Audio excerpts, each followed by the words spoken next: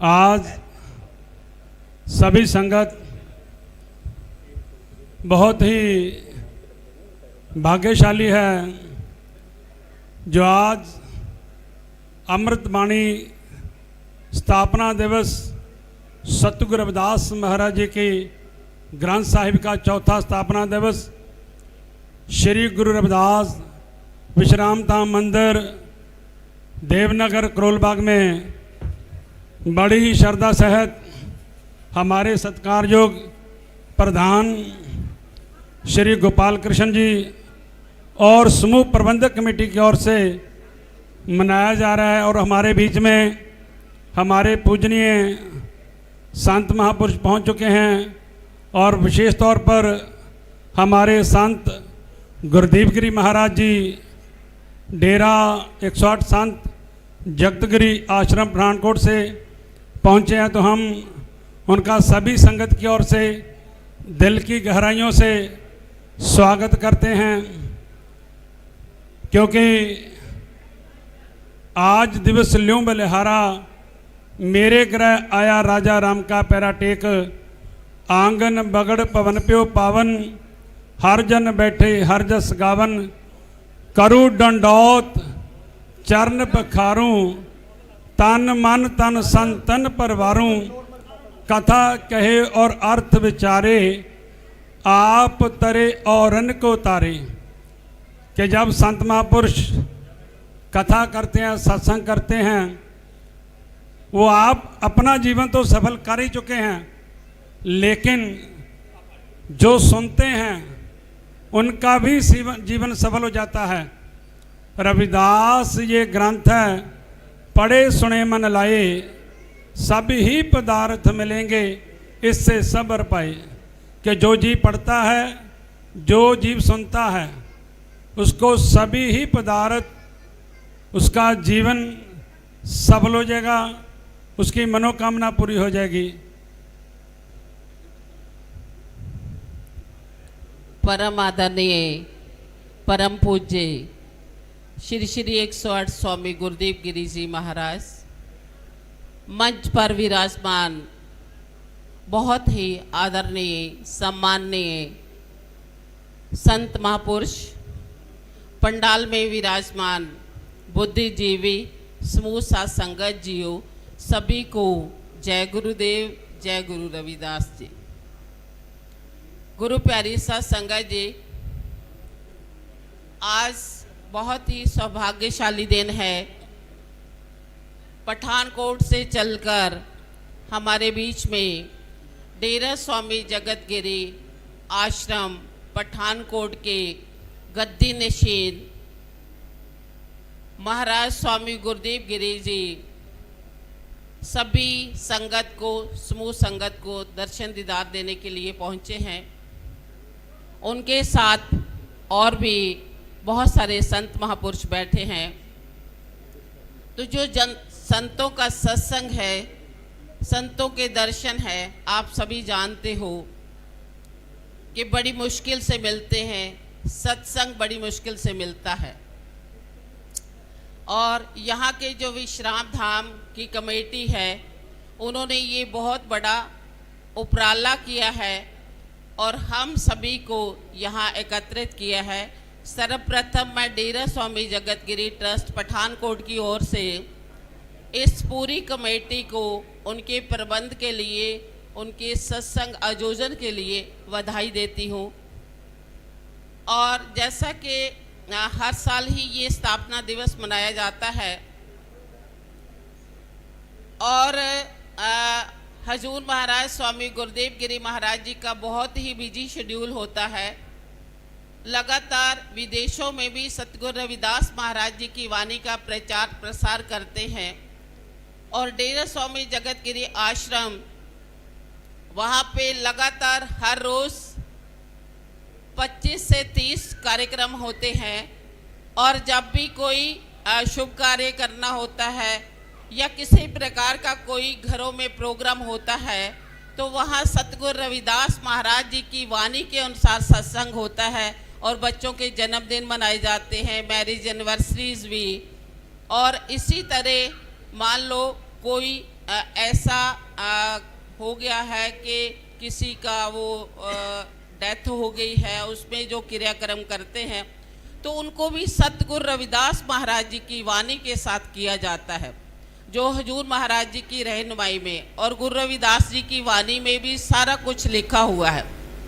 जब लड़कियों की शादी होती है तो भी सतगुरु रविदास महाराज जी की वाणी के अनुसार ही होती है। तो लगातार शेड्यूल बिजी रहता है। इसके साथ साथ डेरा स्वामी जगतगिरी आश्रम में एक +2 CBSE एफिलेटेड स्कूल चल रहा है, जिसमें नर्सरी से लेकर 12वीं तक के बच्चे पढ़ते हैं। एक बहुत बड़ा हॉस्टल है, वहाँ लगभग 200-250 के बीच में बच्चे हॉस्टल में रह रहे हैं। इसके अतिरिक्त पूरा J&K, हिमाचल, पंजाब और अदर स्टेट्स में भी महाराज जी के प्रोग्राम होते हैं। अभी इस कार्यक्रम के बाद महाराज जी सीधा नांदेड़ साहब जाएंगे और वहाँ भी इनका कार्यक्रम है।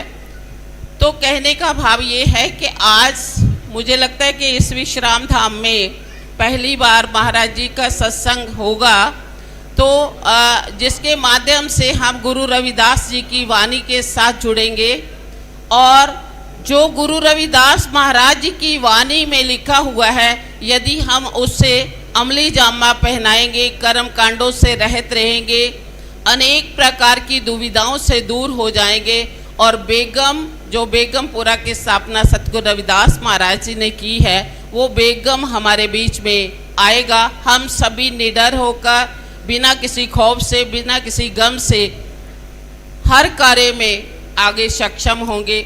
और एजुकेशन के लिए, जैसे उन्होंने बोला, हम एजुकेशन के लिए बहुत सारे स्कूल खोले हुए हैं। इसी तरह संगठन की बात होती है, समय समय पर ऐसे कार्य कराए जाते हैं जिसमें नौजवानों के लिए काउंसलिंग करवाई जाती है, नौजवानों को रोजगार कैसे देना है, ये सारी चीज़ें आज के समाज की ज़रूरत है। यहाँ हम संत महापुरुषों के माध्यम से आध्यात्मिकता का प्रचार करते हैं, प्रसार करते हैं, नशों से दूर रखते हैं नौजवानों को।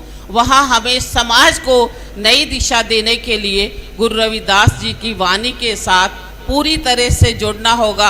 और ये दिल्ली तो पूरे भारत का दिल है, तो मुझे लगता है कि यहाँ जो हमारे समाज के विशेष करके लोग रहते हैं, वो गुरु रविदास जी की वाणी का प्रचार प्रसार करने के लिए हमेशा आगे आए, क्योंकि जो गुरु रविदास जी की वाणी में है वो शायद ही कहीं और नहीं है। और यही कारण है कि इन्होंने नाम दान का जो शुरुआत है, संस्थापक हैं, वो सतगुरु रविदास जी हैं। सबसे पहले सतनाम का जो शब्द है वो गुरु जी की वाणी में आया। जो कर्म कांडों से रहित गुरु जी के नाम के साथ जुड़ने की बात है, वो सतगुरु रविदास महाराज जी ने की। और यहाँ तक कि गुरुमुखी लिपि का जो शुरुआत है वो भी सतगुरु रविदास महाराज जी ने की है। तो मैं ये थोड़ा सा संक्षिप्त परिचय इसलिए देना चाहती थी क्योंकि पहली बार हजूर महाराज जी और डेरा स्वामी जगतगिरी पठानकोट की ओर से यहाँ हम पहुँचे हैं। हम सभी को बधाई देते हैं और सभी का धन्यवाद भी करते हैं। जय गुरुदेव, जय गुरु रविदास जी। एक छोटा सा निवेदन है, हमारे साथ एक बच्ची आई है और दृष्टि, वे अपना शब्द कहेगी और उसके बाद हजूर महाराज जी के प्रवचन होंगे। दृष्टि।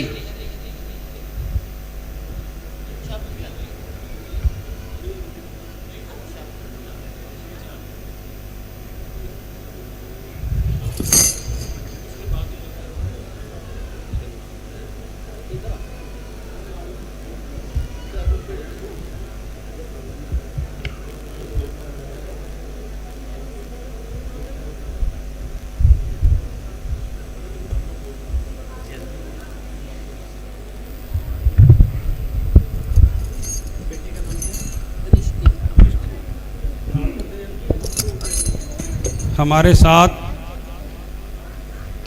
बच्ची दृष्टि जी पहुँचे हैं, तो एक शब्द के साथ वो भी अपनी हाजिरी लगाएंगे। उसके बाद हमारे रविदासिया धर्म के 7 संस्कार की विधियाँ, कौमी निशान रविदासिया धर्म जो JK दास द्वारा बनवाई गई है, बिहार से हैं। रविदासिया अखिल भारतीय रविदासिया धर्म संगठन बिहार की ओर से, तो महाराज जी को वेट करेंगे। जय गुरुदेव। अभी सुनिए दृष्टि। जय गुरुदेव, धन गुरुदेव जी।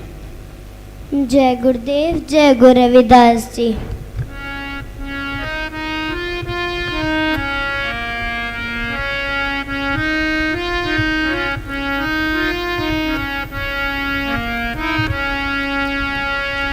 तुम शरणाई आया ठाकुरी, तुम शरणाई आया, तुम शरणाई आया ठाकुरी, तुम शरणाई आया।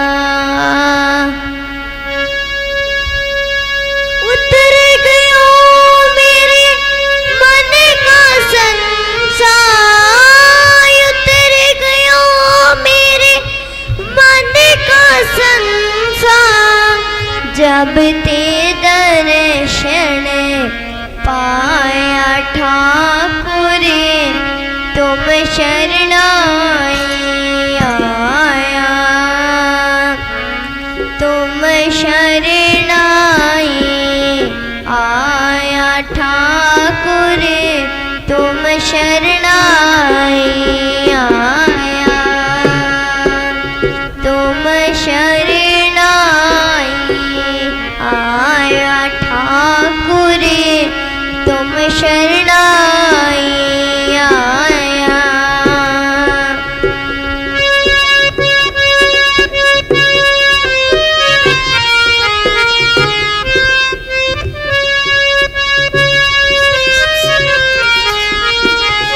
आने बोलत मेरी बिरथा जानी, आन बोलत मेरी बिरथा जानी, अपना नाम जपाया ठाकुरे, तुम शरणाई आया, तुम शरणाई आया ठाकुरे, तुम शरणाई आया।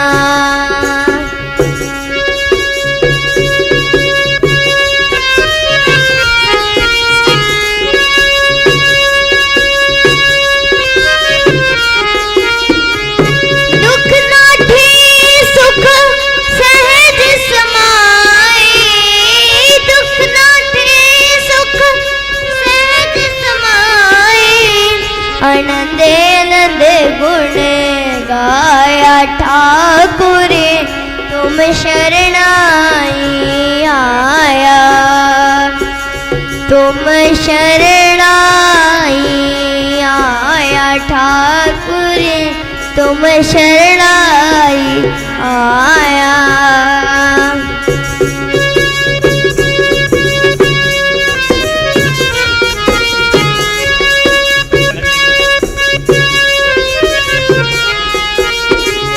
बाप खड़े कट लीन अपनी, बाप खड़े कट लीन अपने, गृह अंधकूपते माया ठाकुरे, तुम शरणाई आया, तुम शरणाई आया ठाकुरे, तुम शरणाई आया।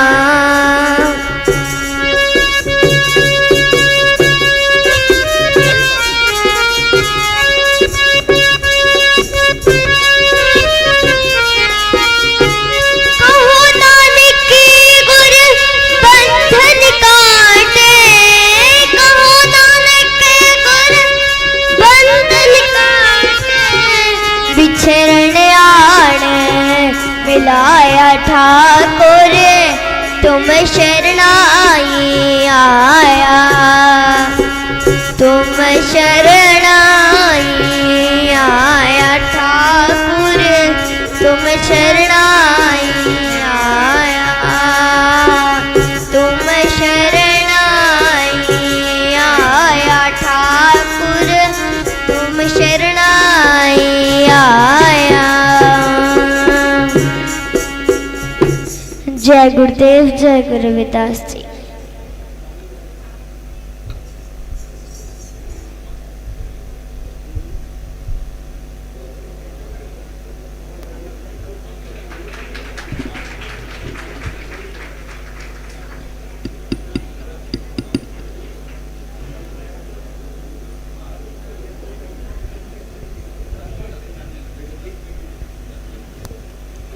जय गुरुदेव, धन गुरुदेव जी। सो हमारे सत्कारयोग जेके दास रविदासिया जो बिहार से पटना से है, तो मैं उनकी लिखी हुई महाराज जी की वाणी की बुक्स जो महाराज जी को भेंट करेंगे। जय गुरुदेव, धन गुरुदेव जी। हमारी गोपाल कृष्ण जी से बेनती है, प्रधान जी से, वो भी आए।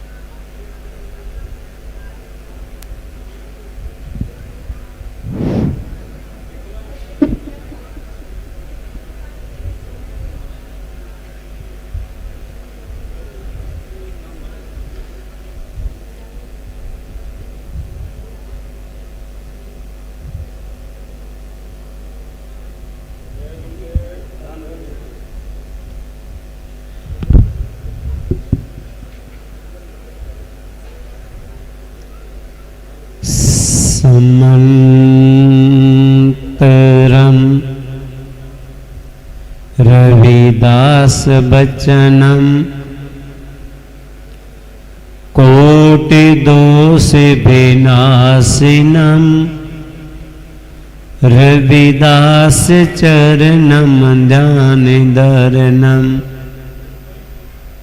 कुल समयोदारणम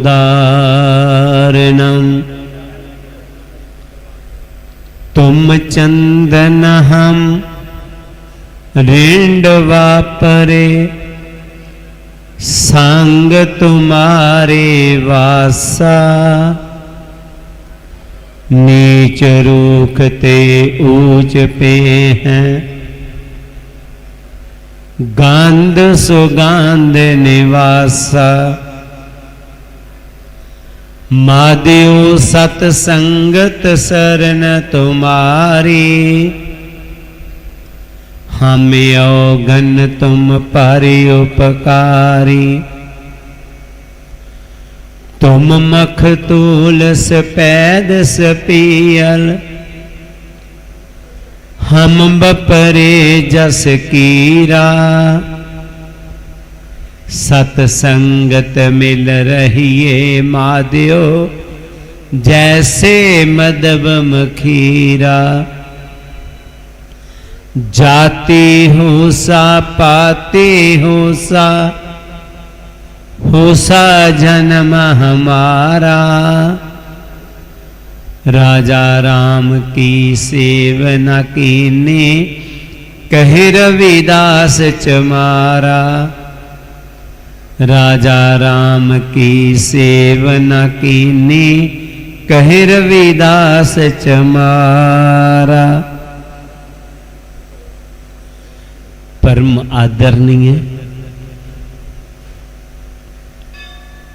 गुरु प्यारी सत्संगत जियो, आप सभी को जय गुरुदेव।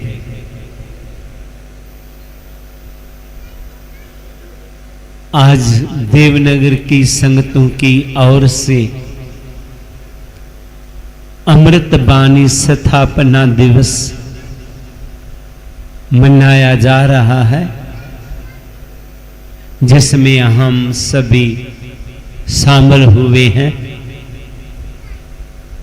मैं प्रवचन की आरंभता करूं, निवेदन रहेगा मीडिया वाले के आगे कि संगत डिस्टर्ब ना हो, ऐसे करें कि संगत डिस्टर्ब ना हो। जो मोबाइल वाले इस दीवार के साथ ही इस साइड में लग जाएं, ताकि संगत के मैं दर्शन कर पाऊं। देवनगर देवतियों का नगर पहली बारी मैं आया हूं, तो मुझे बहुत अच्छा लग रहा है कि हमारे देवतियों का नगर भी गुरु जी ने बसा दिया हुआ है। गुरु प्यारी सत्संगत जी, सतगुरु रविदास महाराज जी, जिनकी अमृत बानी का जे स्थापना दिवस मनाया जा रहा है, जे बानी के साथ जुड़ करके समाज में कैसा परिवर्तन आया, बानी के साथ जुड़ करके कैसा बदलाव आया, जो मेरे जीवन में मुझे जानकारी मिला, मैं वो आपको बताऊंगा। गुरु जी ने कहा है, तुम चंदन हम रिंड वापर। दो वृक्षों की बात कहा है, चंदन की और रिंड की। शायद आप सभी ने चंदन के बारे सुना जरूर होगा, तो चंदन का पेड़ तो शायद आपने नहीं देखा होगा, लेकिन चंदन की लकड़ी जरूर देखा हो। जो चंदन की लकड़ी है खुशबूदार होती है, बहुत कीमती होती है, इसका बहुत कीमती सामान बनता। पहले समय में चौकियां बनती थी, जैसे आजकल चेयरें बन गई ना, सोफे बन गए। पहले समय में चौकियां होती थी। आम परिवारों के घरों में शीशम, टाली और किक्कर की, और बहुत रिच फैमिलियों में चंदन की चौकी होती थी। आज भी कभी कभी हमारी बच्चियां शब्द बोलती हैं, भजन कहती हैं, मैं चंदन की चौकी मगानिया, ऊपर गुरु जी को बैठानिया। वो चंदन की चौकी, चंदन के श्रृंगार बक्स हुआ करते थे। चंदन का चूड़ा आज भी कई गिफ्ट हाउसों में मिलता है। चंदन की अगरबत्तियां, चंदन का साबुन आज भी महंगे रेट पर बिक्री होता है। चंदन बहुत सी देसी दवाइयों में इस्तेमाल होता है, बहुत औषधियां बनती हैं इनकी। और चंदन हिंदू पूजा सामग्री में विशेष स्थान रखता है, लेकिन गुरुजी ने पूजा में चंदन बरतने के लिए, इस्तेमाल करने के लिए मना कर दिया।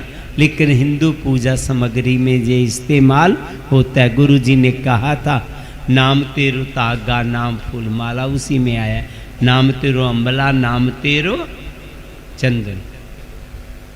वो चंदन की बात चल रही है। इसीलिए चंदन की बहुत ज्यादा कीमत है। और दूसरी तरफ रिंड है। रिंड वैसे इस इलाके में भी आम पेड़ दिखाई देते हैं। रिंडी का तेल होता है, वो रिंड का दरख्त। आजकल तो उसका तेल निकाला जा रहा है। पहले समय में जे रिंड का दरख्त किसी काम का नहीं था, ना तो फर्नीचर बनता, ना इमारती सामान, ना ही जे जलाने के काम आती लकड़ी। जे जलाने के काम में नहीं आती, इसलिए जे लकड़ी की कोई कीमत नहीं होती, कोई कदर नहीं। हम भी वैसे ही थे जैसे रिंड था, जिनकी कोई भी समाज में कीमत नहीं था, जिनकी कोई भी कदर नहीं था। तो हुआ क्या? संग तुम्हारे वासा, हमारा वास चंदन की बगल में आ गया, गुरु जी की बगल में आ गया। तो क्या हुआ फिर? गंध सुगंध निवासा, हमारी दुर्गंध की जगह गुरु जी ने अपने रूहानियत सुगंध भर दिया, तो हम भी चंदन बन गए। कबीर महाराज जी ने कहा, कबीर चंदन का बेहरा पला, बेड़ियों टाक पलास, ओ भी चंदन हो रहे, बसे जो चंदन पास। जो भी चंदन की बगल में आया वो चंदन बन गया। जे गुरु जी ने कहा है। तो गुरु प्यारी सा संगत जी, मैंने इसको प्रैक्टिकल देखा है। रिंड को चंदन बनते मैंने प्रैक्टिकल देखा। केवल गुरु जी की वाणी में पढ़ा ही नहीं है। जम्मू कश्मीर का डिस्ट्रिक्ट है रजौरी, उसमें एक इलाका पड़ता है तहसील, जिसका नाम है नौशहरा। आज से 25 साल पहले वो मुझे बुला के ले गए वहां। हमने सत्संग करवाना है गुरु जी की वाणी का। हम चले गए वहां, तो क्या देखा? गांव में गंदगी फैली हुई थी, पूरी गंदगी। घरों में गंदगी थी, सभी घर कच्चे थे और गंदे थे। लोगों के कपड़े मैले कुचैले थे। नहाना बहुत दूर की बात था, किसी का फेस भी साफ नहीं था। आखिर हम सत्संग पंडाल में पहुंच गए। बेशक वो लोग मैले कुचैले कपड़े पहने थे, लेकिन सत्संग पंडाल में 150-200 लोग आए हुए थे। लेकिन किसी का भी सत्संग पंडाल की ओर ध्यान नहीं था। आपस में ही एक दूसरे की तरफ मुंह जोड़ करके बैठे हुए थे, पांव के ऊपर। किसी ने चौंकड़ी नहीं लगाया हुआ था जैसे आप बैठे। तो वहां के टेलर मास्टर है सनकार जी, वो मुझे बोले आप प्रवचन शुरू करो। मैंने कहा मैं प्रवचन तो शुरू करूं, सुनाऊं किसको? जे कोई भी सुनने के मूड में नहीं है। कहने लगे नहीं महाराज जी, आप अपने प्रवचन शुरुआत कर दीजिए। मैंने अपने प्रवचन शुरू कर दिए। प्रवचनों के बाद उन्होंने प्रसाद लाए, तो कहने लगे ने अपने हाथों में सभी को प्रसाद देना है, इन पे कृपा हो जाए। तो जब मैं प्रसाद देने लगा तो एक ही हाथ बढ़ाया आगे सभी ने। तो वो कहने लगे, जो टेलर मास्टर सनकार जी, महाराज जी बुरा नहीं मनाना, इनको ना किसी ने प्रसाद दिया है ते ना इन्होंने किसी से प्रसाद लिया है। मैंने कहा ठीक है। 50% से ज्यादा लोगों से देसी शराब की बदबू आ रहा था। मैंने मन ही मन गुरु जी के चरणों में निवेदन किया, गुरु जी मान लिया इनके घर कच्चे हैं, घरों में गंदगी, मोहल्ले में गंदगी, कपड़े गंदे हैं, तन गंदे हैं, इनके मन में गंदे हैं, इनका कैसे सुधार हो। समा बीतता गया, वो पठानकोट आने जाने लगे, हमारे पाठी जन, हमारे प्रचारक जन वीर रजौरी डिस्ट्रिक्ट से जाने लगे।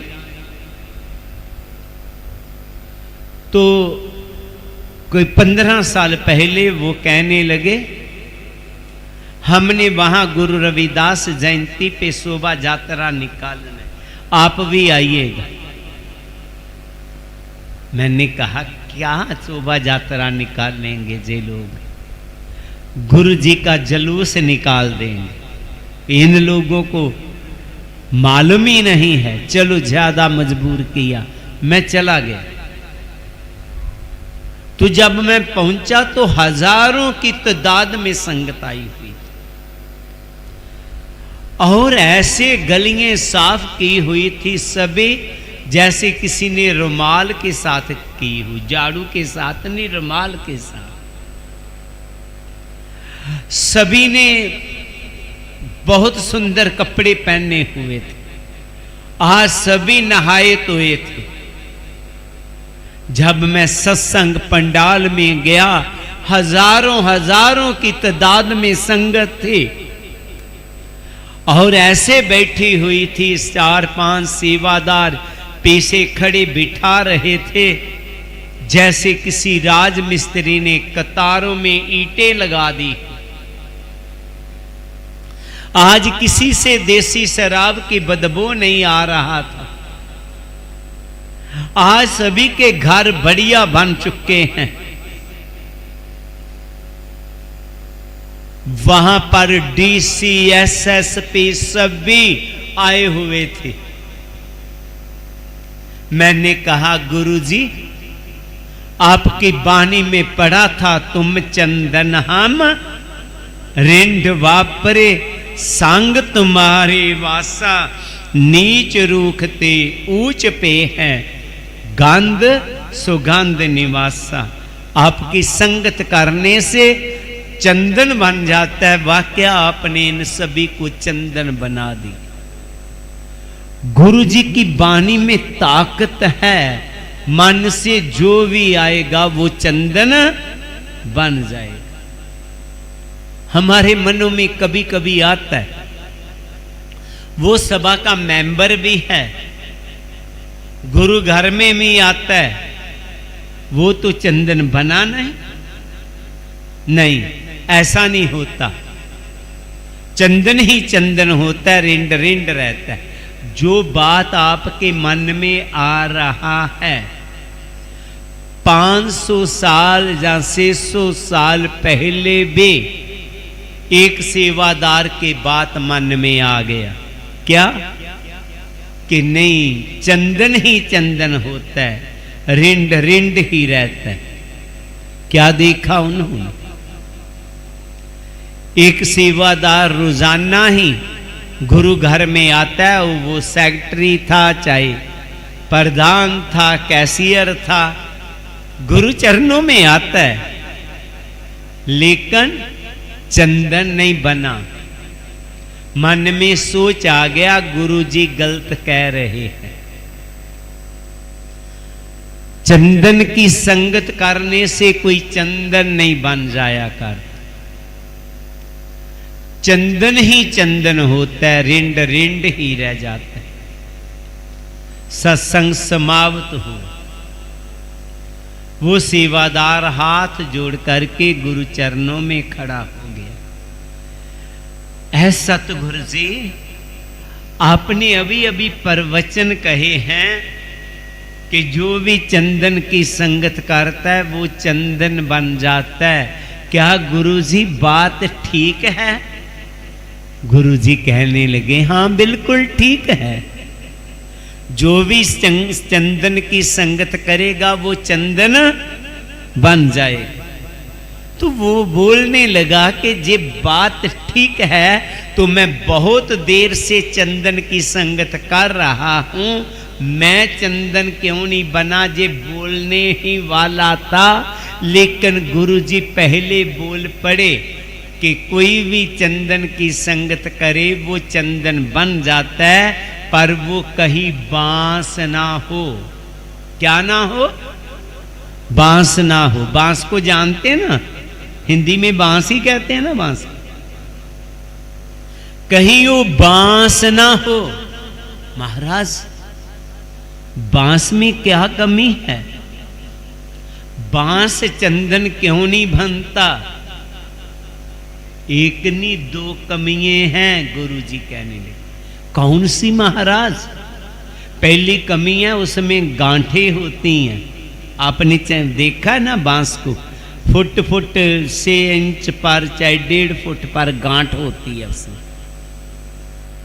और दूसरी कमी है, बांस बाहर से कुछ है और अंदर से कुछ और है। बाहर बहुत कठोर है लेकिन अंदर पोल है। ऐसा जो मनुष्य होगा ना, वो चंदन नहीं बन पाएगा। कैसी गांठ? आश्रम में हर रविवार को सत्संग होता है, संगत आती है। एक परिवार लोकल ही है, हर संडे को आता। एक दिन ऑफिस में बैठा हुआ था, सत्संग के बाद वो मिलने के लिए परिवार वाले आ गए। बातों बातों में श्रीमती बोली, महाराज जी सापर भी कृपा करे, आप जी भी नाम के साथ जुड़ जाएं। मैं कहा जुड़ा ही है, श्रद्धा है, प्यार है। हाँ स्वामी जी, श्रद्धा है, इनमें प्यार है, लेकिन शब्द के साथ जुड़ा नहीं है। शाम को कुछ और ही बन के आते हैं घर। और मैंने इनको कई दफा बोला कि आप गुरु घर में भी जाते हैं और वाणी को भी सुनते हैं, कि शाम को आपको क्या हो जाता है? तुझे पता क्या बोलते थे? ले, संतों ने तो कहना ही होता है, दुनिया में रह के सभी काम करने पड़ते हैं। ऐसे लोगों की वही कहानी है, सरपंच का कहना, सिर मत्थे पर कहना, पर नाला ओथे का ओथे ही रहना। ऐसे लोग कभी चंदन नहीं बन पाएंगे।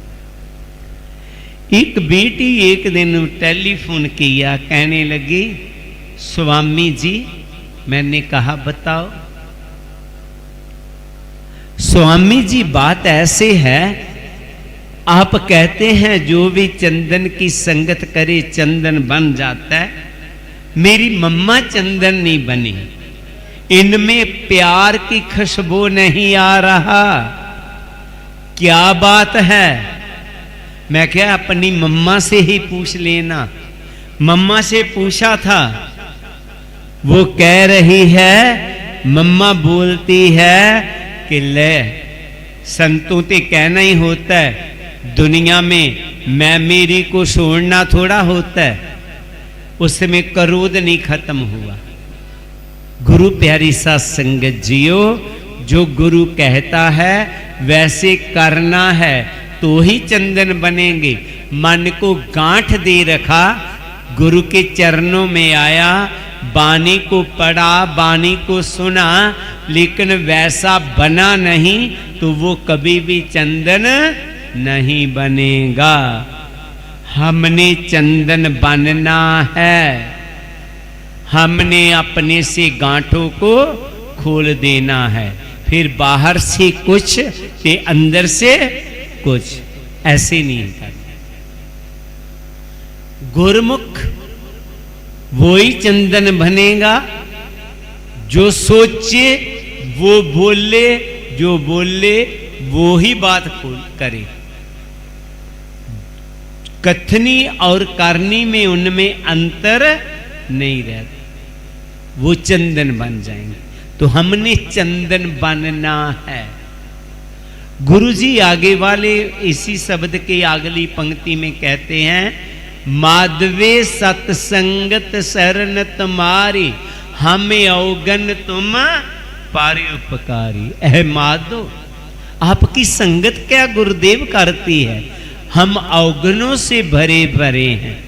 आपकी संगत में अवगन खत्म हो जाते हैं। आपकी संगत में जाने से अवगन खत्म हो जाते। वैसे बहुत से लोग अवगनों को धोने के लिए क्या करते हैं, किसी नदी में जाते हैं, स्नान करते हैं, तीर्थ में जाते हैं, स्नान करते हैं। हाँ, हमारे कुछ शास्त्र कहते हैं कि आप वहां स्नान करेंगे आपके पाप धुल जाएंगे, लेकिन हमारे गुरु नहीं मानते, हमारे गुरु नहीं मानते। वो कहते हैं शास्त्र, लेकिन हम अपने गुरु की बात कर रहे हैं। जे कहते हैं मन की मैल न तन ते जात, मन की मैल शरीर को धोने से खत्म होने वाला नहीं है।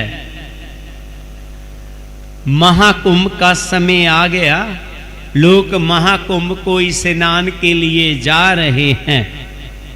कुछ संत लोग सतगुरु कबीर जी की बगल में आए, उनको कहने लगे कि देखिए महाकुंभ का समय आया, आप भी चलिएगा, कुंभ का स्नान करिएगा, आपके पाप धुल जाएंगे। कहने लगे हम किए ही नहीं थे, धुलने क्या है।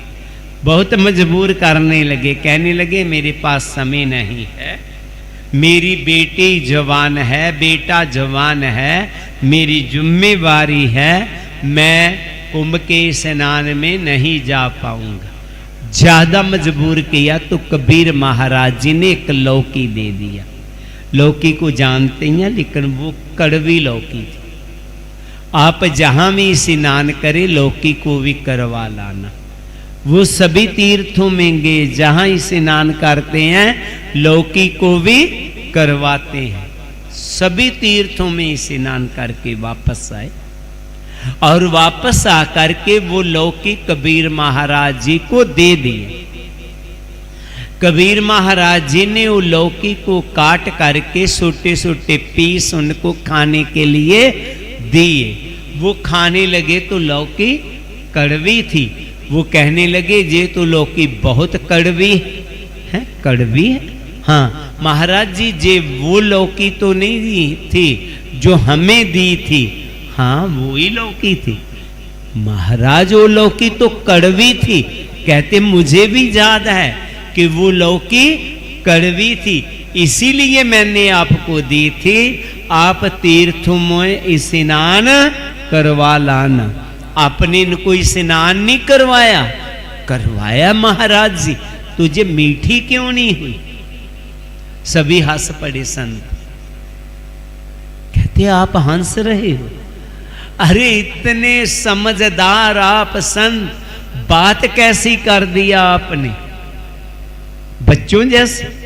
लौकी को स्नान करने से बाहर की माटी तो उतर जाएगा, अंदर की कौड़तन नहीं है। हाँ महाराज जी, इनको स्नान करने से बाहर की माटी तो लौकी की उतर जाएगा, अंदर की कौड़तन नहीं जाएगी। तो सतगुरु कबीर जी ने अपनी बानी में कहा, काया मांजस कवन गुना, जो गट भीतर है मलना। लौकी 68 तीर्थ नाई, कौड़ा पन तो ना जाए। काया को मांजने से, साफ करने से कुछ बनने वाला नहीं है। ये नहीं है कि हमने स्नान नहीं करना, हमने नहाना नहीं है, ये बात नहीं है।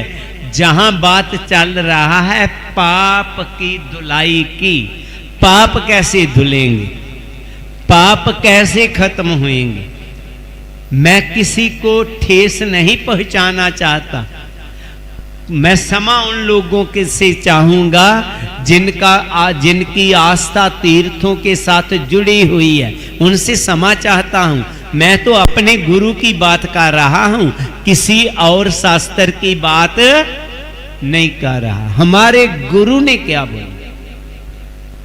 वो कहते हैं कि बाहर लौकी को स्नान करने से इनकी अंतर की मैल खत्म नहीं होगी, ऐसे ही बाहर काया को स्नान करने से मन की मैल खत्म नहीं होगी।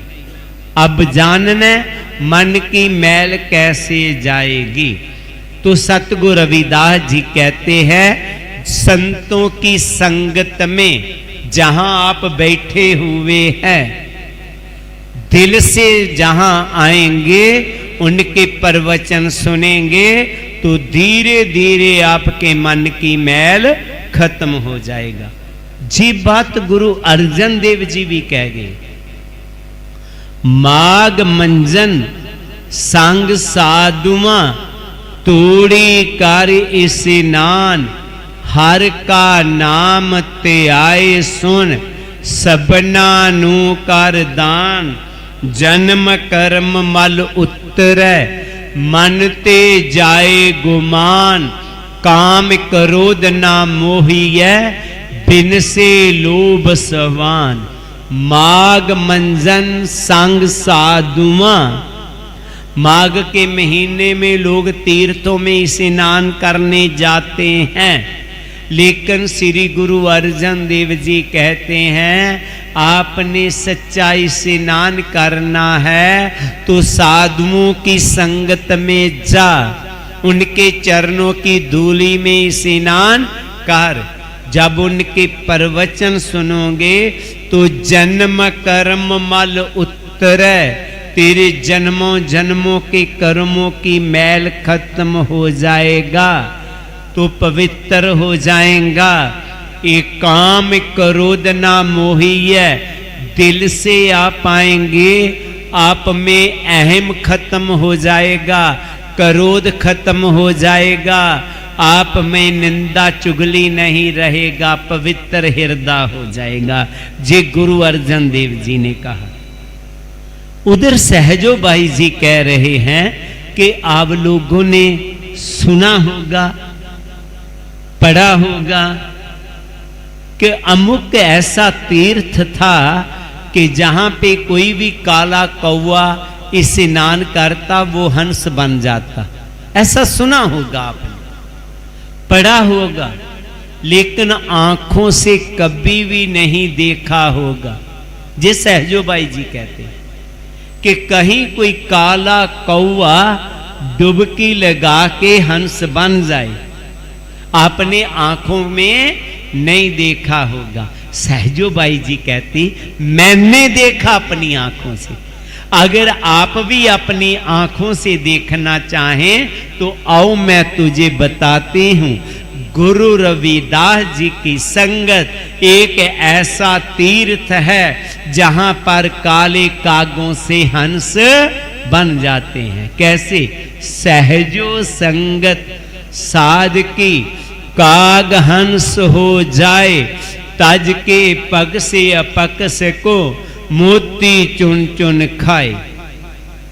काले काग का काम क्या है? गंदगी खाना, गंदगी फरूलना। हमारी भी ऐसी ही हालत, हम भी गंदगी खाने वाले थे, गंदगी फरूलने वाले थे, लेकिन जब गुरु की संगत मिला हमने गंदगी खाना छोड़ दिया।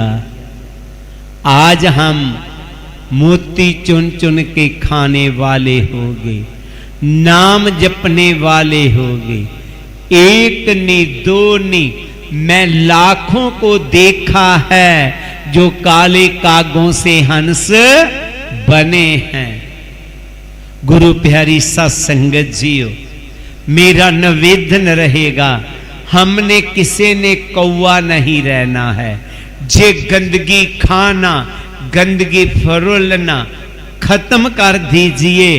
गुरु जी के शब्द को अपने मन में बिठा करके सिमरन कीजिए, हंस बनिए आप लोग। हम सभी ने हंस बनना। गुरु जी कहते हैं कि तुम मखतूल सफेद सपियल हम बपरे जस कीरा, सतसंगत मिल रही है मादेव जैसे मदब मखीरा। तुम मखतूल सतगुरु रविदास जी मखमली रंग बिरंगे बहुत कीमती एक दुसाले की तरह थे, गलीचे की तरह थे। हम बपरे जस कीड़ा, हम कीड़े की तरह बन के रह गए। जैसे कीड़े को जे मालूम नहीं है जे कलीन की कीमत क्या है, जे दुसाले की कीमत क्या है, कीड़ा उससे टुकना जानता है, ऐसे ही हमें मालूम नहीं है गुरु जी के इतनी महान ताकत थी। बानव राजे उनके शिष्य बने, चारे वर्णों ने उनको अपना गुरु बनाया। उन्होंने पत्थरों को भी पानी में तैर दिया, और हम इंसान होकर के भी विश्वास नहीं कर रहे, वाणी से दूर हैं। नहीं, उनकी वाणी को अपने जीवन में अपनाना और सत्संगत मिल रही है माधो जैसे मदब मखीरा। प्यार से रहना परिवारों में, सोसाइटी में, जैसे मधुमक्खियां रहती हैं, जैसे उनका प्रेम है, जैसे उनका प्यार।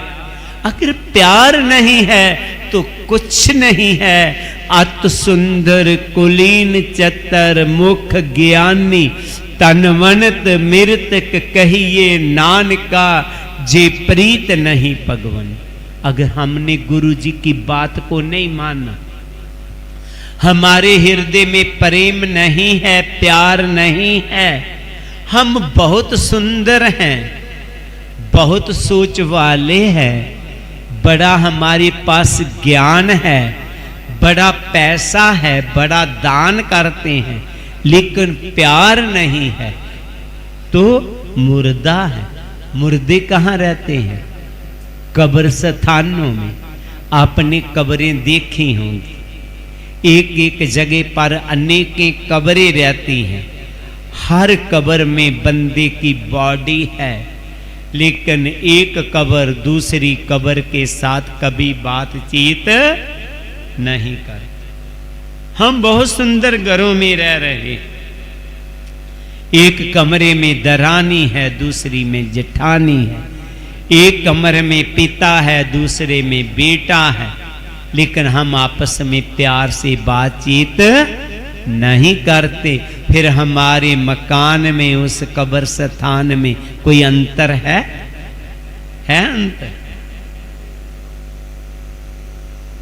देखना कहीं अपने मकानों को हमने कब्रिस्तान तो नहीं बना रखा। हमने अपने मकानों को कब्रिस्तान नहीं बनाना है। कई कहते हम तो प्यार से रहते हैं, दूसरा ना रहे तो, अरे वो मुर्दा बंद है तो बनने दो। हमने मुर्दे नहीं बनना है, हम जीते जी इंसान हैं। हमें फीलिंग होना चाहिए, प्यार होना चाहिए। शब्द की आखिर की पंक्तियों में गुरु जी कहते हैं कि मेरी जात कमीनी पात कमीनी, होसा जन्म हमारा, राजा राम की सेवना कीनी, कहे रविदास चमार। गुरु जी ने बहुत बड़ी बात कह दी। जो भी हमारे में कमी नजर आया अपने ऊपर ले लिया, हमारे ऊपर नहीं कही बात, अपने ऊपर कह दी। जात कमीनी, जात कहते पहचान। गुरु जी ने इस मनुष्य की हालत को देखा। दुर्लभ जन्म पुण्य फल पाइयो, बिरता जात अब बेके। इसको प्रभु ने दुर्लभ चूल्हा दिया था, और प्रभु ने कहा था इस दुनिया में तेरी सेकेदारी, अवर झून तेरी पनहारी। जा इंसान जा मनुष्य, मैं तुझे सभी जूनों का सरदार बना के भेज रहा। जा तुझे मैं महान बना के भेज रहा, तुझे मनुष्य दुनिया में आया तो हुआ क्या? मेरी संगत पोच सोच दिन राती, मेरा कर्म को टलता जन्म को बाती। हमारी संगत पोचों के साथ होगी। पोच कहते नीच को। नीच कौन होता है? नीच कोई इंसान नहीं होता, नीच विकार होते हैं। इनकी संगत विकारों के साथ होगी। जब विकारों के साथ संगत हो गई तो फिर क्या होगा?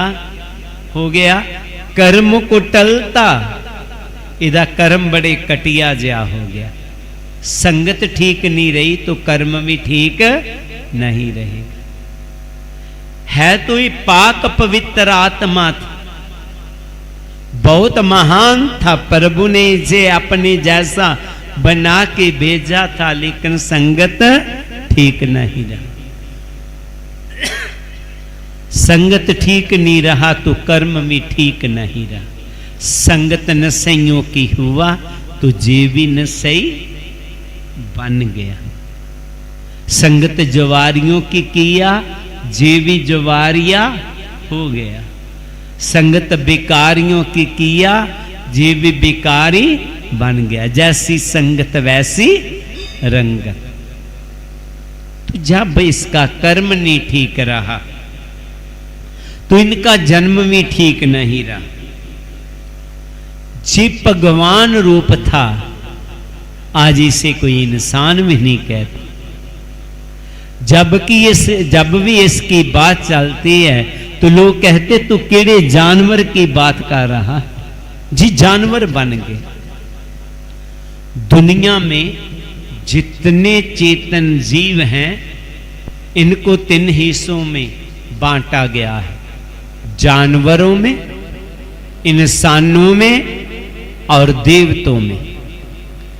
दुनिया में सबसे ज्यादा कौन है? जानवर। जानवरों से कम इंसान, इंसानों से कम देवते। और जो देवते हैं उनमें देवते ही हैं, ना इंसान है ना जानवर है। जानवरों में जानवर ही होते हैं, ना इंसान होते हैं ना देवते होते हैं। पर इंसानों में 3 ही तरह के लोग होते हैं। इनमें इंसान भी होते हैं, इनमें जानवर भी होते हैं और इनमें देवते भी होते हैं। आपने कभी किसी को देखा कि कोई घोड़ा है तो उसको कहे ओ घोड़ा बन घोड़ा? अगर कोई गधा है तो उसको कहे कोई गधा बन गधा? कभी नहीं सुना होगा। लेकिन इंसान को कहते अरे इंसान, इंसान बन इंसान। भाव इसमें इंसानों वाले गुण नहीं रहे। गुरु प्यारी सत्संगत, जब इंसानों वाले गुण नहीं रहते तो हम जानवर बन जाते। तो जिनमें अच्छे गुण रहते कहते इंसान है, और अच्छे गुण आ जाएं तो कहते वो देवता। सतगुरु रविदास जी कहते हैं इंसान इंसान ते तू है ही है, देखना वो अवगुण नहीं करना, जिससे आप इंसान से जानवर बने। आ मेरी वाणी के साथ जुड़, मैं इंसान से आपको देवता बना दूंगा। क्या कर दूंगा? देवता बना दूंगा। सच का देवनगर बना देगा गुरु जी, अगर हम उनकी वाणी को मान लेंगे। तो गुरु प्यारी सत्संगत जियो, हमने अपने परिवारों को देवतियों का परिवार बनाना है। देखना राक्षसों का परिवार ना बना देना।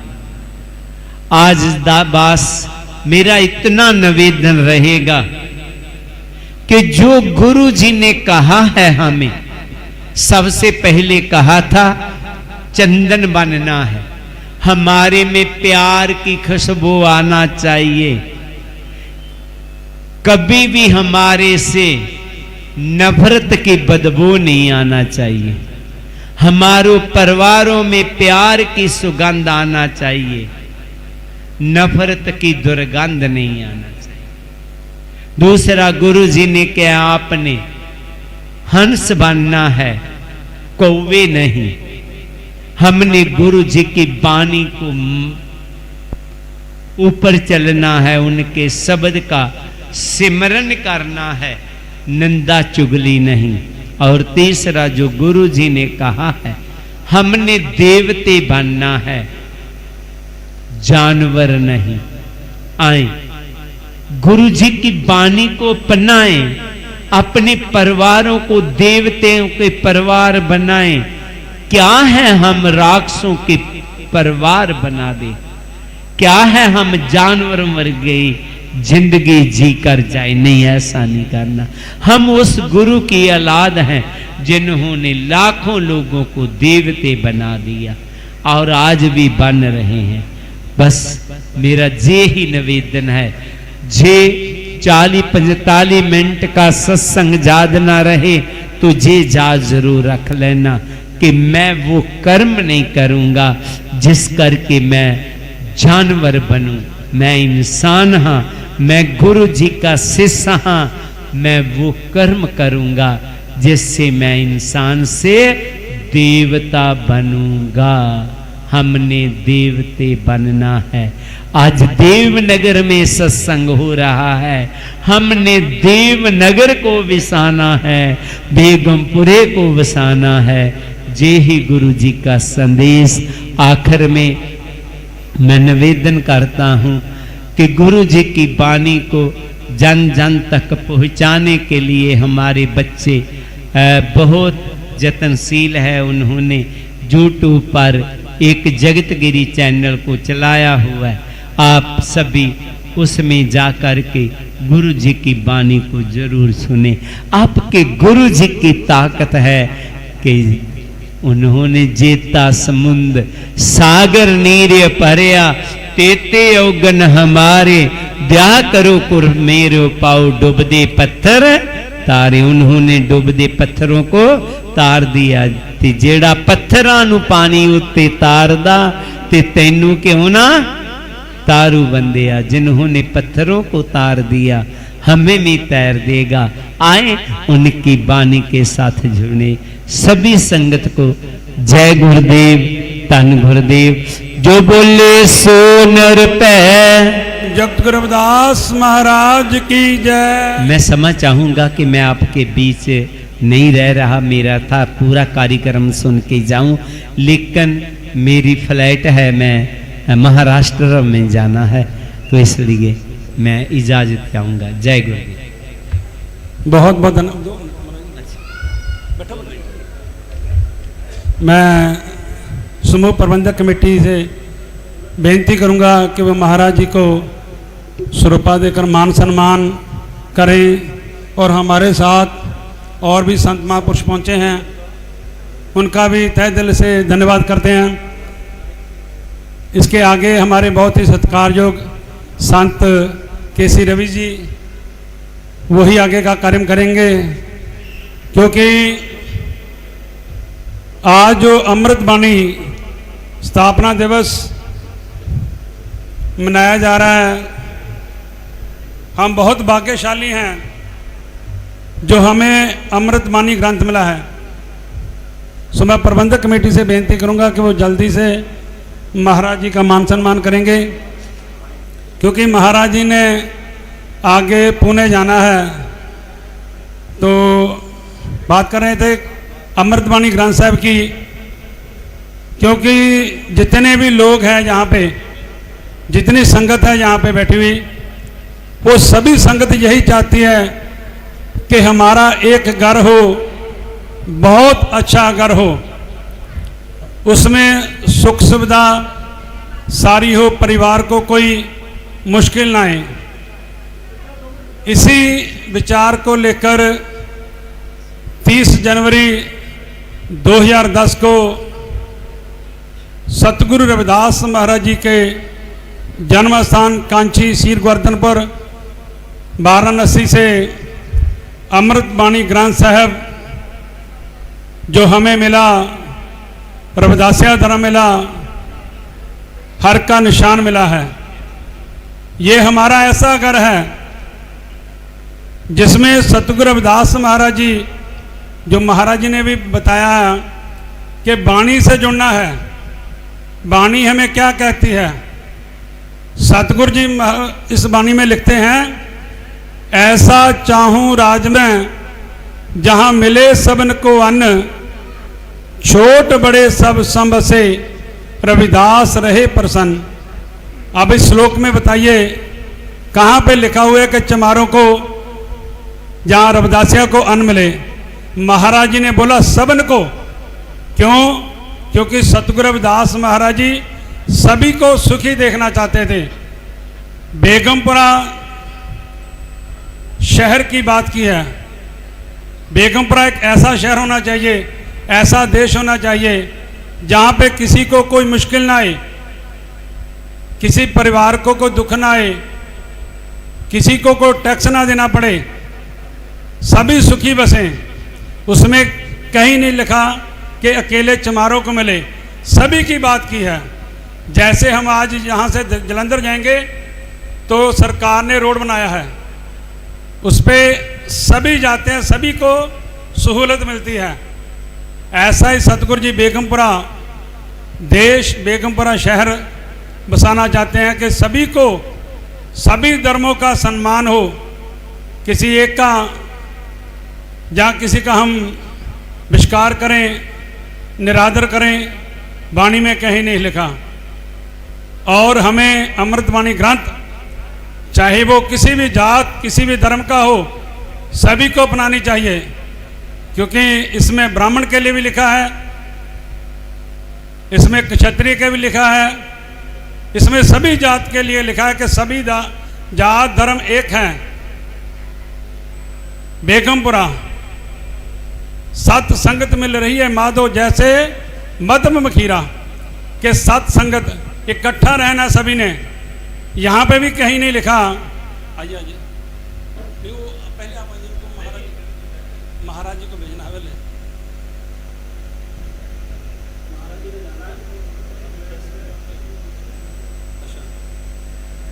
चलो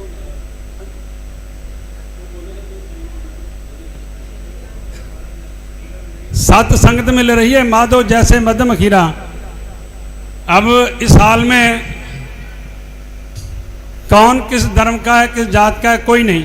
लेकिन अब हम सतगुरु जी के परिवार में हैं कि सत संगत मिल रही है माधो जैसे मध्यम खीरा। मधुमक्खियाँ की तरह हमें इकट्ठा रहना चाहिए। अगर हम इकट्ठा रहेंगे हमारी ताकत एक होगी। हमें किसी के साथ कोई जंग लड़नी पड़ जाए तो हम लड़ सकते हैं, हमें कोई हरा नहीं सकता अगर हम इकट्ठा रहेंगे तो। इसलिए अमृतवाणी ग्रंथ सभी को अपनाना चाहिए। जो महाराज जी का हुक्म है वो सभी को अपनाना चाहिए। तो मैं हमारे बीच में बहुत ही सत्कारयोग केसी रवि जी महाराज, संत केसी रवि जी पहुँचे हैं, तो उनका भी तहे दिल से धन्यवाद करता हूँ। संत संदीप रविदासिया जी,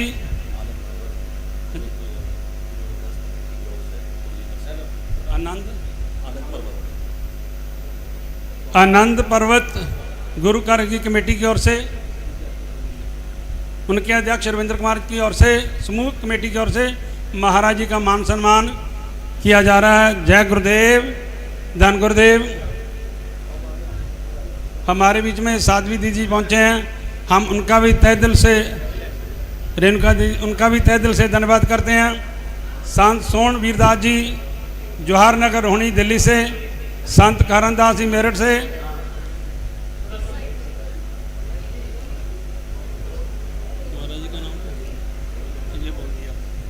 हमारे बीच में परम पूज्य संत महामंडलेश्वर श्री 108 से कृष्ण शाह विद्यार्थी महाराज हमारे बीच में, आपका आशीर्वाद हमें मिला। महाराज आपका स्वागत है। हमारे बीच में संत राजेंद्र नाथ महाराज जी हैदर शाह कुटी हमारे बीच में मौजूद है। हम सबको उनका आशीर्वाद मिला, हम धन्यवाद उनके करते हैं। हमारे बीच में FC मल साहब है मंगोलपुरी के ब्लॉक से, उनका भी स्वागत है। सो मैं बेनती करूंगा अब हमारे सत्कारयोग केसी रवि जी महाराज, जो हमेशा हमें मार्गदर्शन करते हैं, तो मैं उनका तहे दिल से धन्यवाद करता हूं। और संत केसी रवि जी महाराज से बेनती करूंगा कि वह अपने प्रवचन शुरू करें। और संगत से बेनती है कि सभी संगत ऐसे ही बैठी रहे, कोई भी अपनी जगह से ना हिले, क्योंकि ये बार बार समय नहीं मिलता। अभी महाराज ने कितना प्यारा सत्संग किया है, अभी आगे भी महापुरुष हैं जिनका हमने सत्संग सुनना है, अपना जीवन सफला करना है। जय गुरुदेव, धन गुरुदेव जी। हीरा छाड़ के हर साहीरा छाड़ के करे आन की आस, हर साहीरा छाड़ के करे आन की आस, ते नरजमपुर जाएंगे, ते नरजमपुर जाएंगे, सतुभा से रविदास रे भाई, सतुभा से रविदास।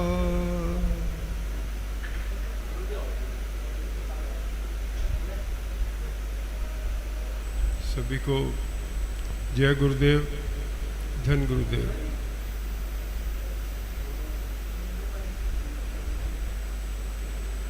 आज के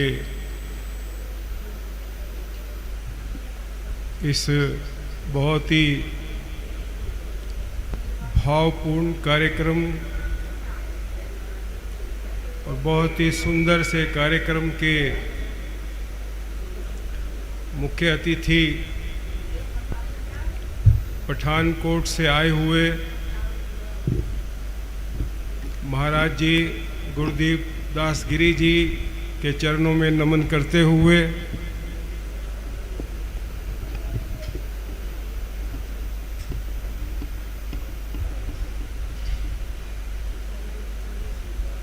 और मंच पर विराजमान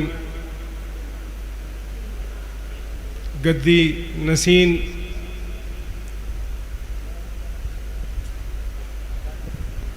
दिल्ली गेट हैदरदास जी की कुटी से आए हुए महाराज जी, हम सभी के आदरणीय, सभी के पूजनीय श्री राजेंद्र नाथ जी के भी चरणों में नमन करते हुए हमारे बीच में विराजमान हैं महर्षि वाल्मीकि जी मंदिर पचकुया रोड से आए हुए बहुत ही विद्वान, बहुत ही अच्छे वक्ता, सत्संगकर्ता, बहुत ही मधुर वाणी में अपने विचारों को रखने वाले श्रीमान महाराज जी,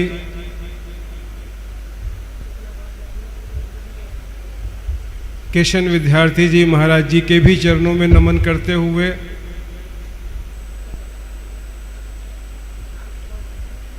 और मंच पर जितने भी हमारे पूजनीय साधु संत हैं, महात्मा हैं, महापुरुष हैं, सभी विद्वान हैं, हम उन सभी को यहाँ पर नमन करना चाहते हैं, सभी को नमन करते हैं।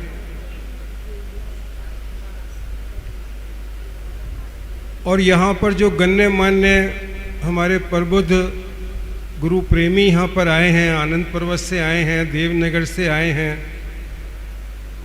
अमृत कौरपुरी से आए हैं, और जो दिल्ली के कोने कोने से यहाँ पर गुरु भक्त आए हैं, गुरु प्रेमी आए हैं, मंदिरों के अध्यक्ष आए हैं, मंदिरों के प्रधान आए हैं, गुरु रविदास जी को मानने वाले आए हैं, उनको उनके प्रति नतमस्तक रहने वाले यहाँ आए हैं।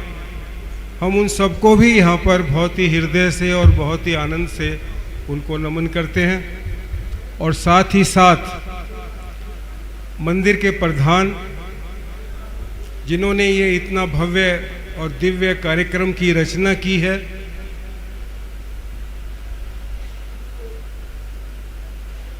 अमृतवाणी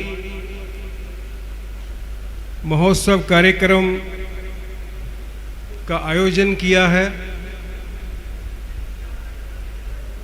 हम प्रधान जी को भी और उनकी सारी टीम को भी, पूरी टीम को भी हम नमन करते हैं। और यहाँ पर जो सत्संग सुनने के लिए जो यहाँ पर श्रोतागण आए हैं, गुरु प्रेमी आए हैं, देवनगर से, करोलबाग से, दिल्ली के कोने कोने से और देश भर के सभी क्षेत्रों से जो यहाँ पर संगत आई है, हम उनको भी हृदय से नमन करते हैं और नतमस्तक होकर के उनको जय गुरुदेव और धन गुरुदेव बोलते हैं।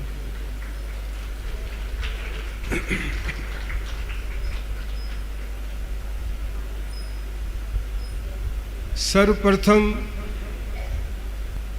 तो मन के उद्गार यही निकलते हैं, जैसा हमारे मुख्य अतिथि जी अपने विचार रख गए हैं कि हमने अच्छी संगत में रहना है।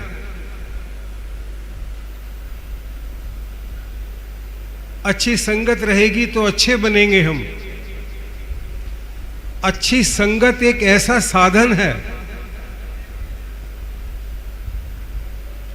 अच्छी संगत एक ऐसा साधन है जिससे हमें पता लगता है कि अच्छा क्या है और बुरा क्या है। जब हमें जानकारी ही नहीं होती कि अच्छा क्या है और बुरा क्या है, तो कैसे हम अच्छे को अंगीकार करेंगे और कैसे बुरे से दूर रहेंगे। यही गुरु महाराज जी हमारे बोल करके गए। तो ये प्रधान जी को हम इसके लिए साधुवाद देना चाहते हैं, उनको आशीर्वाद भी देना चाहते हैं, उनकी प्रशंसा भी करना चाहते हैं।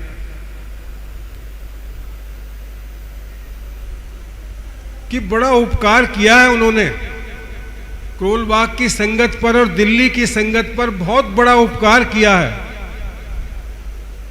उन्होंने इस सत्संग की रचना की है। इस गुरु रविदास जी की अमृत वाणी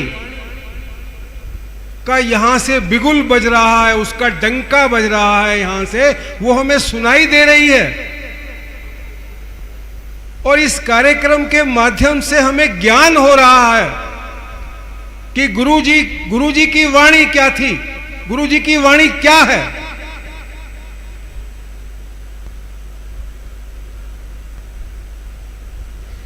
हम उनका धन्यवाद करना चाहते हैं, प्रधान जी का। बहुत बड़ा उन्होंने इतिहास रचा है जो शायद आज तक नहीं हुआ। उनका चौथा ये अमृतवाणी महोत्सव कार्यक्रम यहाँ पर रखा गया है। उनको बहुत बहुत बधाई और बहुत बहुत साधुवाद और बहुत बहुत उनको धन्यवाद इस कार्यक्रम की रचना के लिए। इसी प्रकार से आप करते रहें प्रधान जी। हम सदैव आपके साथ हैं, हर तरह से हम आपके साथ हैं। तन से हम आपके साथ हैं, मन से आपके साथ हैं और धन से भी हम आपके साथ हैं। यदि आप इस प्रकार के कार्यक्रम, धार्मिक कार्यक्रम और सत्संगों के आयोजनों के कार्यक्रम आप करते हैं तो। गुरु प्रेमियों, सत्संग की बहुत बड़ी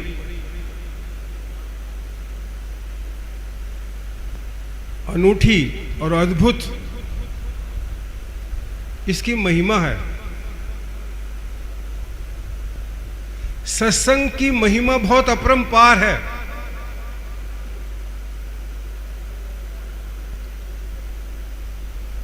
सत्संग के मुकाबले इस दुनिया के अंदर कोई ऐसा साधन नहीं है, कोई ऐसी चीज नहीं है, कोई ऐसी वस्तु नहीं है जो सत्संग के बराबर हमारे को सुख दे दे, आनंद दे दे और इज्जत मान दे दे। सत्संग से बड़ी कोई चीज नहीं है।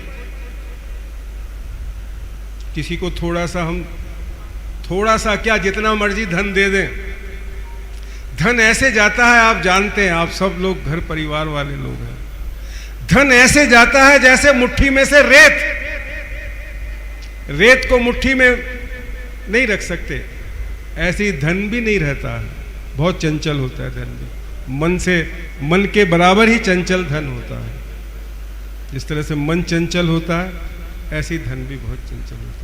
किसी को हम धन की सहायता कर दें, धन की सेवा कर दें, ज्यादा देर नहीं रुकता है, धन समाप्त हो जाता है। किसी को हम भोजन सामग्री दे दें, यदि हम सेवा के रूप में सोचें कि हम सेवा करना चाहते हैं और उसको भोजन सामग्री दे दें किसी को भी, वो भी ज्यादा समय नहीं रहती है, बराबर हो जाती है। किसी को कपड़े लत्ते सिलवा दें, हम कितने ही जोड़ी सिलवा दें, वो भी फट करके इस्तेमाल होकर के बराबर हो जाते हैं। लेकिन सत्संग एक ऐसी चीज है, और गुरु रविदास जी का सत्संग तो एकदम अनूठा है। पूरी दुनिया के अंदर कोई भी किसी भी व्यक्ति का इतना महान सत्संग नहीं है जो गुरु रविदास जी का सत्संग है। और जिसको भी ये मिल जाता है, सत्संग ऐसी एक चीज है जो कहना चाहते हैं कि यदि हमने सत्संग के माध्यम से गुरु जी की वाणी किसी के हृदय में उतार दी तो उसका जन्म जन्म के उसके जो है पाप कट जाते हैं। ये सत्संग की महिमा है, ये सत्संग की महिमा है। सत्संग के बारे में कथाएं भी हैं, ज़्यादा हम समय नहीं लेना चाहेंगे उन कथा को, क्योंकि हमारे बहुत सारे महापुरुष यहाँ पर हैं और ये इतने सारे महापुरुष, इतने विद्वान, इतनी महान आत्माएं एक जगह बहुत मुश्किल से एकत्रित होती हैं। इन सबको आपने सुनना है, थोड़ा थोड़ा सा हम बोलेंगे तो सब सुन पाएंगे। सत्संग की महिमा आपको हम एक बार फिर और थोड़े से शब्दों में बताना चाहेंगे। एक स्वाति बूंद होती है जो बारिश के अंदर जब बारिश होती है तो इस वर्षा में जो बूंदें होती हैं, उन बूंदों में एक चमत्कारी बूंद होती है, स्वाति जिसको बोलते हैं, स्वाति बूंद। वो स्वाति बूंद यदि केले के छिलके पर पड़ जाए, बूंद वही है, जैसा उसकी संगत होती है, देखिए कैसा प्रभाव बनता है संगत का कैसा प्रभाव बनता है कि वो स्वाति बूंद यदि केले के छिलके पर पड़ती है तो जहां वो पड़ती है वहां पर कपूर बन जाती है। वही बूंद कपूर का रूप धारण कर लेती है। और वही बूंद यदि सांप के मुंह में गिर जाए, वही बूंद वही है, एक ही बूंद है, और वो बूंद यदि सांप के मुख में आ जाए तो वो बूंद वो स्वाति बूंद वो जहर का रूप ले लेती है। वही बूंद और वही स्वाति बूंद यदि सीप के अंदर पड़ जाए, सीप के मुख में आ जाए तो वही बूंद जो है वो मोती का रूप ले लेती है। ये संगत का प्रभाव हो गया। 3 जगह पर 3 अलग अलग चले गए। हमें तो सिर्फ उसका अनुसरण करना है। संत महापुरुषों की बात का, सत्संग की बात है। सत्संग ही गुण उपजे, सत्संग से गुण जाए, सत्संग के प्रताप से काग हंस हो जाए। सत्संग से गुण उपजे, सत्संग में जैसे बैठेंगे, अभी किसी रवि जी बोल रहे थे कि जैसी सत्संग आप करेंगे अगर सदपुरुष की, निष्ठ पुरुष की, धर्मनिष्ठ पुरुष की अगर सत्संग करेंगे तो ना चाहते हो भी अनायास आप पर उसका आवरण चढ़ जाएगा, उसका गुण चढ़ जाएगा। अगर सत्पुरुष की सत्संग से गुण उपजे और सत्संग से गुण जाए। अगर आप किसी अनिष्ट व्यक्ति की, अधम व्यक्ति की सत्संग करेंगे, ऐसे व्यक्ति की सत्संग करेंगे जो निंदनीय व्यक्ति है, तो ना चाहते हो भी आप उसके साथ में खड़े रहेंगे तो आप निंदा के पात्र बन जाएंगे। और आप चाहे कितने ही बढ़िया, कितने धर्मनिष्ठ हैं, कितने पवित्र हैं, कितने शुद्ध हैं, लेकिन उनके साथ खड़े रहने के साथ में आप पर भी उंगली उठेगी। सत्संग से गुण जाए और सत्संग के प्रताप से काग हंस हो जाए। अभी महापुरुष कह रहे थे महाराज श्री जो कि आपने कौओं को कभी हंस बनते देखा है, लेकिन सत्संग ऐसा कहती है, महापुरुष ऐसे कहते हैं, काग का एक उदाहरण है ये हमारा मन जो है ना ये काग है। जब तक हम गुरु की शरण में नहीं है तो मनमुखी होकर चल रहे हैं। थोड़ा सा आध्यात्मिकता की तरफ को आते हैं। जब तक हम गुरु की शरण में नहीं है तो अपने मनमुखी होकर चलते हैं, मन की बात को मन का मान कर चलते हैं। और जब गुरु की शरण में चले जाते हैं, गुरु दीक्षित हो जाते हैं, तो फिर हम जो है ना गुरु भाव से होकर चलते, गुरुमुख होकर चलते हैं। निगुड़ा व्यक्ति अपने मन से चलता है और सगुड़ा व्यक्ति जो है ना गुरु के बताए मार्ग का अनुसरण करके उस पथ पर चलता है। मन एक उसके भाव दो, मन एक उसके भाव दो, मन की तरंग दो। मन की एक तरंग का नाम है प्रवृत्ति और दूसरी तरंग का नाम है निवृत्ति। हम मन को बांधने का काम जो है, जब तक हम गुरुमुख नहीं, सत्संग की शरण में नहीं गए, सदग्रंथ की शरण में नहीं गए, अच्छे महापुरुषों का संगत हमने नहीं किया, संग नहीं किया, तो तब तक हम मन के जो है ना प्रवृत्ति भाव है उसकी ओर चल रहे हैं। प्रवृत्ति भाव क्या है कि प्रवृत्ति भाव जो है संसार युक्त होकर चलता है। संसार में व्याप्त जो कुरीतियां हैं उनकी तरफ को मन ज्यादा चलता है। और जब हम किसी संत की शरण में चले जाएंगे, सदग्रंथ की शरण में चले जाएंगे, सत्संग की शरण में चले जाएंगे, तो मन हमारा फिर निवृत्ति भाव में निर्मल होकर निवृत्ति भाव में चलेगा।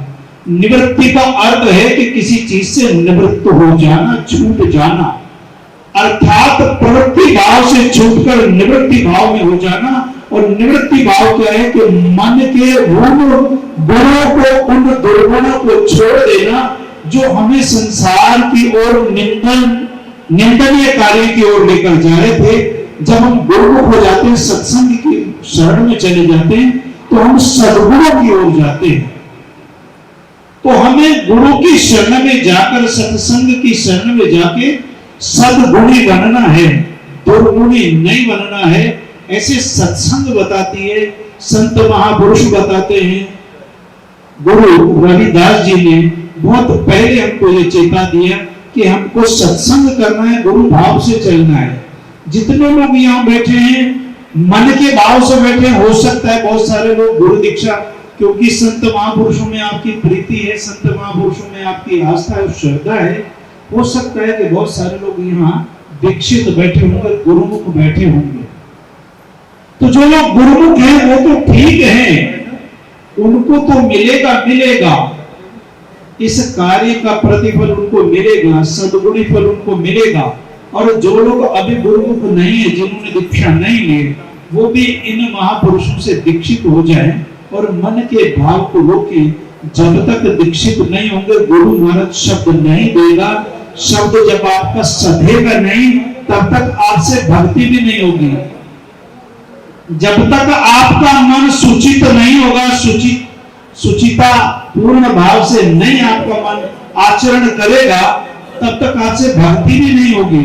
तो भक्ति करने के लिए हमें गुरु की शरण में जाना बहुत जरूरी है, हमें गुरुमुख होना बहुत जरूरी है, किसी संत से शब्द लेना बहुत जरूरी है। क्योंकि जब संत से शब्द लेंगे तब हमारी भक्ति होगी। यहाँ जितने लोग बैठे हैं अपने तन को साध कर बैठे हैं, क्या मन भी सदा हुआ है? संत महापुरुषों ने कहा है कि सत्संग में जाकर पहले साधे तन को, फिर साधे मन, तीजे साधे वचन को, फिर करे सत्संग। पहले साधे तन को। आप अपने तन को यहां पर लेकर बैठे, शरीर को यहां लेकर बैठे हैं, शरीर यहां बैठे हैं और आप सत्संग का स्मरण कर रहे हैं, सुन रहे हैं, तो शरीर आपका यहां है। पहले अपने तन को साध लिया, पहले साधे तन को, फिर साधे मन, अपना जो मन है, इसके जो दो भाव है, इनको एकाग्र भाव करके, एकीकृत भाव करके सत्संग में लगा के हमको दूसरे नंबर पे मन को एकाग्र करना है। क्या हमारा मन भी सत्संग में है, या घर में किसी के यहाँ कोई कार्य चल रहा है कि भाई मेरा बच्चा स्कूल से आने वाला है, उसके लिए रोटी बनानी है, तो उसको घर में बैठाएगा नहीं बैठाएगा, घर का ताला लगा के, मन कहाँ जा रहा है? या मेरा अभी कहीं मुझे और जाना था, मन की वृत्ति जो है ना, मन की वृत्ति को रोकना, वो गुरु की शरण में जाने से रुकेगी। मन की चंचलता को रोकना, वो गुरु की शरण में जाके मिलेगी, जब तक आप किसी सकल गुरु से जाके दीक्षा नहीं लेंगे। पहले साधे तन को, फिर साधे मन, तीजे साधे वचन को, तीसरे नंबर पे हमको अपनी वाणी को साधना, अपने वचन को साधना है। हमारी बोली जो है ना, हमारा वचन ऐसा होना चाहिए किसी को कड़वा ना लगे, किसी को कटुता वाला भाव न बोले। बोली तो अनमोल है, जो कोई जाने या को मोल, ये तराजू तोल के फिर बाहिर मुख बोल। बोली तो अनमोल है, वाणी बड़ी अनमोल है। वाणी को बोलने से पहले अपने अंदर, अपने हृदय अंतःकरण में उसको परिष्कृत कर ले, उसको घिस ले, अपने अंतःकरण की कसौटी पर उसको घिसे, फिर उसको बोली तो अनमोल है, जो कोई जाने या को मोल। इसके जो वजन को जानेगा, इसके मूल्य को जो जानेगा, वही बोली तो अनमोल है, जो कोई जाने या को मोल। ये तराजू तोल के, अंतर घट में इसको तोल के फिर बाहिर मुख बोल। फिर हमको जिज्ञा से भाषा को बाहर निकालना, बोली को बोलना है, किसी को कड़वा वचन माने, तीजे साधे वचन को फिर करे सत्संग। फिर चौथे नंबर पर सत्संग होगी। यहाँ बैठे हैं जितने लोग, क्या अपने आप ने मन को, आपका तन सदा मन को साधा है, क्या वाणी को साधा है? जो आप सत्संग में यहाँ बैठे, सत्संग का फल भी आपको तब मिलेगा जब आपकी तीनों चीजें सध जाएंगी। और तीनों चीजें कब सधेगी? जब आप किसी के गुरु की शरण में जाएंगे। गुरु जब आपको शब्द देगा, उस शब्द को आप साधेंगे, सुबह शाम बैठ के शब्द को साधेंगे, शब्द का ध्यान करेंगे, एकीकृत करेंगे, आंखों को बंद करके अपनी भ्रकुटी में ध्यान लगाएंगे। जब आपका मन सधेगा, वचन सधेगा, तब आपका शब्द सधेगा। और शब्द सधने के बाद में आपका मन जो चंचल है, तब आपका विवेकशीलता के साथ में विवेक का मित्र बनेगा। तब आपकी